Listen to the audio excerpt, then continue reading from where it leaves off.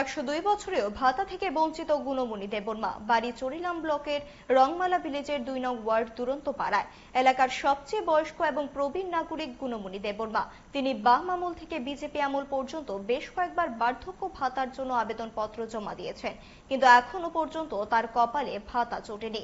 অথচ এলাকায় গুণমণির থেকে বয়সে অনেক ছোটরা নিয়মিত ভাতা পাচ্ছেন।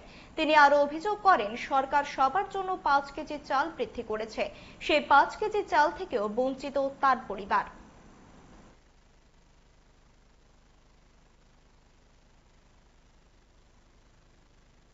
একশো 2 বছর সে বাধা পায় না। জমা শিবির থাকতেও দিছে, এখন বিজেপি থাকতেও দিছে। কি কয় তারা? কিছু পাই না। জমা দিছে, অনেকবার জমা দিছে। ঘরে আয়াও লয়ে গেছে, বাবা তো লড়তে পারে না, কারণ কম শুনে তবু দেই না।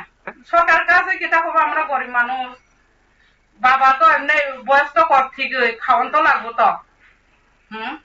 এমনি বয়স্ক মানুষ একটু বিড়ি খায়, ভাত খায়, একটু সাহায্য পাইলে তো ওই বুড়া মানুষ কিতা কত পারবো।